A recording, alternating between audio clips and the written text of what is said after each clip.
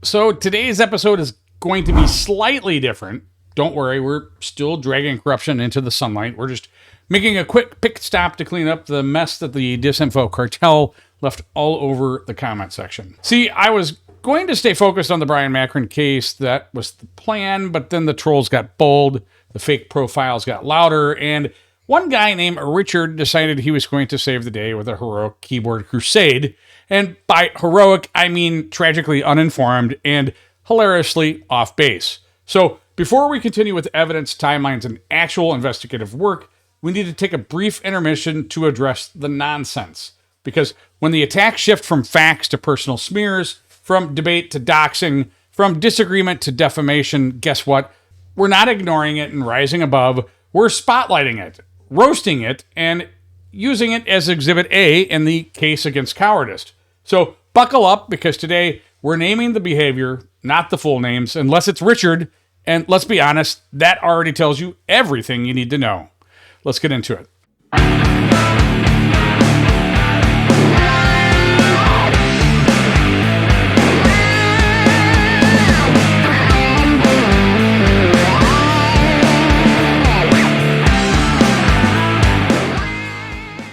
Before we get into anything, I don't know if somebody's sharing. Our Discord is blowing up. We're getting a lot of new members. I don't know if that was from my exchange from Richard or not, but there's someone sharing it. But the Discord is blowing up. The last several days, I'm getting messages all the time. So that's a good thing, positive thing.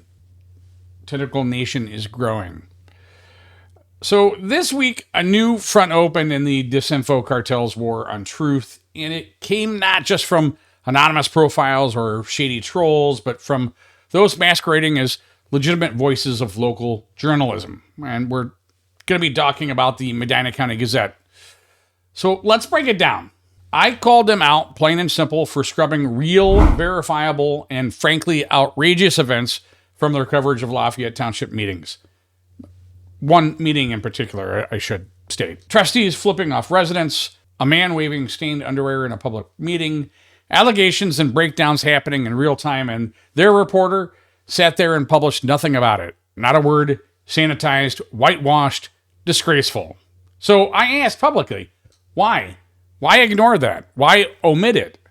Now, before we go any further, let's address the elephant in the room, because I already know what critics are going to say. You're taking this personally. This isn't journalism, it's a grudge match. So let's get that straight right now. This segment isn't reactive, it's necessary. It isn't about my ego, it's about a coordinated effort to discredit, distract, and deflect from documented, sourced evidence. Before we move forward with the next installment in the Byron Macron case, I felt this segment was necessary. Because what's happening right now isn't just a hit job on me, it's a warning shot to anyone challenging the official narrative, and let's not mince words. The blame for this climate starts in the Medina County Sheriff's Office. It was their negligence and failed investigation that created the conditions for this to happen. By refusing to follow leads, ignoring evidence, and brushing aside contradictions, they left a vacuum, one that's since been filled with disinformation, deflection, and straight-up cruelty. And that's where the Disinfo Cartel came in. They took to social media and flooded the public square with a false narrative, one that's poisoned public opinion and vilified anyone asking the hard questions. The result? A comment section where grieving families get mocked, real questions get laughed off, and trolls hide behind fake names while defending reports they've never actually read. That's the mess we're in. And before I continue unpacking the Macron case, I needed to set the record straight on how we got here. And if you're wondering why I responded directly to certain individuals, here's the truth. I didn't start this exchange. I responded, and here's why. In one of the public comment threads, someone wrote, "Didn't that Macron guy kill himself like a coward and leave his family without a father?" That wasn't just vile, it was deliberately cruel. It wasn't aimed at me, it was aimed at a man who can't defend himself, at a grieving family, and at a community that still doesn't have answers. That kind of comment doesn't come from someone interested in facts, it comes from someone trying to dehumanize the case, to make people stop caring. So yes, I responded. Not because my feelings were hurt, because the line between opinion and abuse had been crossed. And when you mock the death of a public servant and father with zero evidence, when you call him a coward, when you're not just trolling, you're helping bury the truth deeper. And that's when Richard entered the picture. I'm not using his last name for number one, because I already wasted 4 hours of my life trying to debate him using facts. Silly me. And I'm not about to boost his ego with a full name drop. And two, because I generally have no clue how to pronounce it. It looks like someone lost a bet with a keyboard. Also, let's just be honest. His name is Richard, which means I could call him Dick, but that feels redundant. Anonymous account? Possibly. Troll? Certainly, but coordinated? Almost undoubtedly. Richard showed up in the comment section to discredit me, not the facts. Called me a felon, as if that's a mic drop. Ignored the evidence in quoted media articles, and then dismissed the source documents I was actually citing from BCI, from autopsies, from lab reports. It was a textbook case of deflection, and when that didn't work, he started in with the monetization smears, that I'm making money off this, that I'm exploiting a tragedy. Let me be crystal clear. This platform, it costs more than it brings in. The lawsuits that I have to file for public records requests, the Freedom of Information Act requests, the case file breakdowns, the video editing, the interviews, that's all time, money, and sweat. No one really pays me to do this. I do it because I care.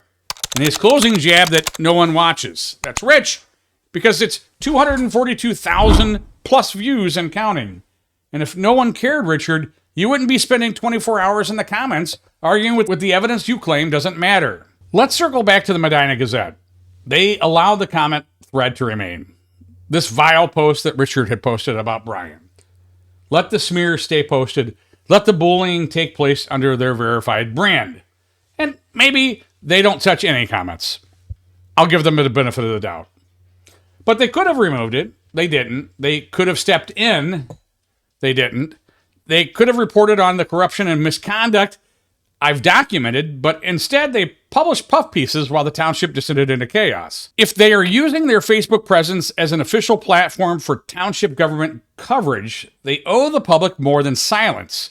They are knowingly or not giving cover to those trying to silence real journalists doing what they won't. Let's be clear about what Richard is doing. He's committing an ad hominem attack, and that's a really fancy name in Latin for to the person. It's the oldest trick in the book.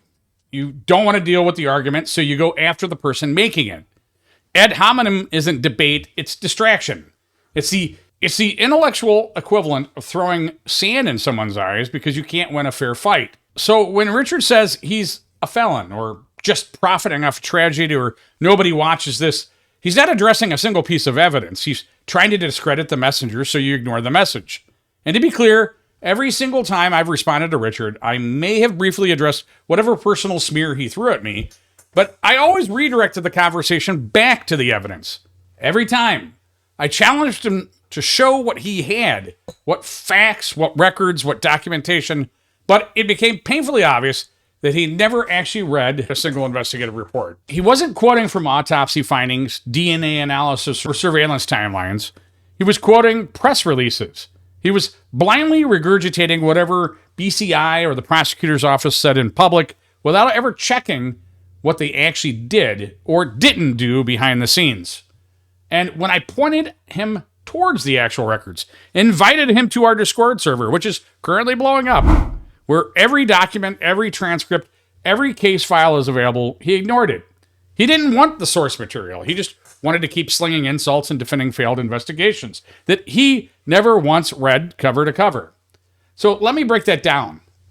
Me accepting a plea deal after the state dropped 23 charges to secure just one charge doesn't change the fact that the autopsy said undetermined. So yeah, I'm a felon on paper, but don't confuse that with the truth. What you should be asking is, why would a prosecutor drop 23 charges if they had a real case? But we'll come back to that. I don't want to convolute this. Me being on probation doesn't erase the surveillance footage timeline errors. Me having a platform doesn't invalidate the contradictory DNA evidence or missing interviews. This is how weak minds try to protect broken systems. Attack the person, muddy the waters, make it about personalities instead of proof. But I'm not here for the ego battles. I'm here for truth. And no matter what Richard or his burner brigade says, I'm not going anywhere. And this is what brought it all about. The moment it hit their Facebook page, I posted publicly asking why the Gazette refused to report on the chaos in the Lafayette meetings. I laid out what actually happened. I linked the video. I pointed out what was omitted and why that omission matters. Then the trolls came. Richard went full attack mode. Why is the Medina County Gazette allowing this felon to promote his channel? That's what he was asking. That was his opening, but it didn't stop there.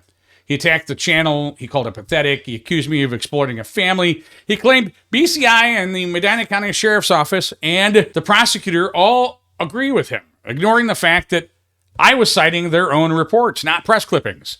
And I responded with facts. Blood was found at the scene. DNA was collected and compared. Witnesses were ignored. Autopsy results conflicted with official statements. Surveillance video contradicted the timeline. Every piece backed by source documents, every quote pulled from actual records. Meanwhile, he posted article summaries. When that didn't work, he doubled down on insult, threw in the claim that it's just for profit. Still didn't address the evidence. Even when I gave him direct quotes from the autopsy report showing cause of death was undetermined, he pivoted again. This wasn't a debate. It was deflection by design. It was classic ad hominem. Ignore the argument and smear the person making it. And while Richard was busy slinging ad hominem attacks on the Gazette page, the more serious threat was playing out on a different Lafayette Township community forum. There, a group of anonymous profiles began escalating things. It started with someone asking my background, asking what police department I had worked for. I don't think he legitimately knew, and that's fine. That's fair game. But then anonymous participant 298 began referencing my actual address, threatening to post it repeatedly, mocking my probation status and outright calling me a coward and a disgrace. Another post. I haven't posted the actual house number yet, but keep up your idle threats and it'll be posted 100 times on this platform by day's end. Mind you, the only threat I made was through legal process to expose who the poster was. And then another post. Shall I post it for all to see along with the website? That's not commentary. That's intimidation. That's a targeted effort to dox me and chill my reporting. Let me be clear. My address being in court records doesn't make it fair game for targeted posting. My probation status is known, but lying about its terms and trying it to false narratives is defamatory. And weaponizing court documents in a public thread designed to harass is not protected speech. The doxing came from that other group, not the Gazette, but the coordinated nature of the attack is undeniable. One side smears my credibility, the other threatens exposure, and all of it meant to make me go quiet. But I won't. Here's what the Disinfo Cartel still doesn't get. We're not going away. If anything, their attempts to shut this down only strengthen us. We've grown, we've organized, we've built a community that knows the value of transparency, and we don't need their permission to keep going. Tentacle Nation is louder than ever. So let them smear, let them lie, let them post under fake names and quote headlines they haven't read. We'll keep quoting facts, we'll keep digging, we'll keep holding power accountable. Because when the system fails, we shake it until the truth falls out. So let's talk about the thing people like to throw in the comment section when they don't want to deal with the facts. He's a felon. I forgot that we have a lot of new viewers, and I like to maintain transparency. Your time and choice of what to view is valuable, and you deserve to know what you're getting. I usually ignore it because responding to trolls is a waste of oxygen most days. But lately, it's been getting louder. I feel because I'm making too valid of points, and folks are getting a bit scared. And when people start twisting why that label exists, I think it's time I address it head on. So here it is, plain and unfiltered. I'm a felon on paper. That's true. But it's not the whole truth. And it sure isn't the story they want you to hear. It's disheartening to even talk about, but it's my cross to bear. I spent 27 years as a police officer, not hiding behind a keyboard, not grifting off tragedy, actually helping people, actually putting in the work, solving literally hundreds of homicides and working on some of the highest profile cases in Northeast Ohio, if not all of Ohio. And I believe in what I was doing until the day I realized the system doesn't care about justice, it cares about politics. Here's what really happened. I was charged for financial crimes for a private business I had. Mid-trial, the state's case started falling apart, their evidence weak, their testimony contradictory. where they said I was lying began to unravel that I was telling the truth. So what did the prosecutor do? Drop 23 charges just to get me to take one. Let that sink in. If I was really a monster, or if I was everything they claimed, if I was worse or equivalent to Al Capone, who I would like to point out actually had less charges against him than me, why throw away 23 charges just to walk away with one? Because they weren't after truth. They were after optics, a headline, a number on a scoreboard, a press release that said, "We got him." It was never about justice. It was about Michael O'Malley using me as a political trophy. This was the very beginning of the smear campaign on the East Cleveland Police Department. And you couldn't have me testifying for officers doing their jobs, doing them correctly. I had to be taken out by any means necessary. And I took the deal. Not because I was guilty, because I didn't trust the system to get it right. Not after everything I'd seen. Not after how far they were willing to go to win. I had prosecutors lying with pretrial motions, lying during the trial, lying during the sentencing, as I had to sit there and maintain courtroom decorum. Do you have any idea how hard it is to sit there while people lie about you? And you can't scream to the top of your lungs back when you know the truth, when you have the receipts, but you have to hold it together because if you flinch, they'll use that too. When you're up against a machine that controls the narrative, the courtroom, and the media, you make the safest move you can for your family, even if it costs you your name. So, yes, I'm a felon by plea, not by verdict. And the people screaming corrupt cop in the comments, they don't care about what was dropped. They don't care about the collapse of the case. They just want a shortcut to discredit everything I say. Because it's easier to call me a felon than to explain away undetermined autopsy findings, or surveillance video that contradicts the timeline, or BCI reports that conflict with public statements. Before I came along, anyone who questioned Brian's death was mocked. They were labeled conspiracy theorists, dismissed as amateurs, called the Scooby-Doo gang for daring to ask why the story didn't add up. But they couldn't do that with me. I had the background. I had the case experience. I knew what to look for. So instead of challenging the evidence, they attacked me. Because when they couldn't undermine my qualifications, they tried to smear my reputation. And let's be honest, they don't want to deal with what I've uncovered. Because if they did, they'd have to admit the system they trust might be broken. And that scares them. And yes, also recapping, I took legal steps. I filed a verified petition for pre-suit discovery under Civil Rule 34D to unmask the anonymous individual behind those threats. Because if you think you can intimidate a former cop into silence with burner accounts and vague threats, you're in for a rude awakening. You want to play cloak and dagger online? Fine, but I'm not playing. I'm bringing those receipts and some subpoenas. Doxing isn't debate, it's desperation. And now, thanks to that petition, I intend to find out exactly who's so afraid of the truth that they had to hide behind a fake name to silence it. So why am I still talking? Why do I still show up and dig into these cases knowing exactly what they'll say? Because I've seen how the system works from the inside, and I've seen what happens when no one challenges it. That's what this platform is about. Not reputation, not revenge, but truth. And if they think they can silence that by slapping a label on me, they haven't been paying attention. I also want to point out, I'm not getting into the political avenue. Our president of the United States is a convicted felon. Sort of takes the misnomer out of the name, if you ask me. I also want to take a moment genuinely to thank all of you. This platform has grown rapidly, and the growth isn't because of algorithms. It's because of you, the people who care. The people who are tired of being lied to, the people who keep showing up episode after episode and sharing the truth with others. And I realized something. While I have always been open about my past, I haven't really talked about it since episode 1. And let's be honest, episode 1 was rough. Like, please don't watch it again rough. But that was the start, and everything since then has been growth. Not just for the channel, but for me too. So if you're new here, or if you've been following from the beginning, I appreciate you. Not for agreeing with everything I say. It's not what I'm looking for, but for sticking around long enough to hear it. Because that's how change starts. That's how systems shake, and we're just getting started. So I had the opportunity to go on the Christian Olsen walk on Sunday. I will be talking about that more in a later segment. The family was giving these out to anybody that wanted this red ribbon here. anybody that wanted them, and I wanted it to put on my show to show solidarity for Christian Olsen, and the answer is he deserves. Be loud, be heard, shake the system until the truth falls out.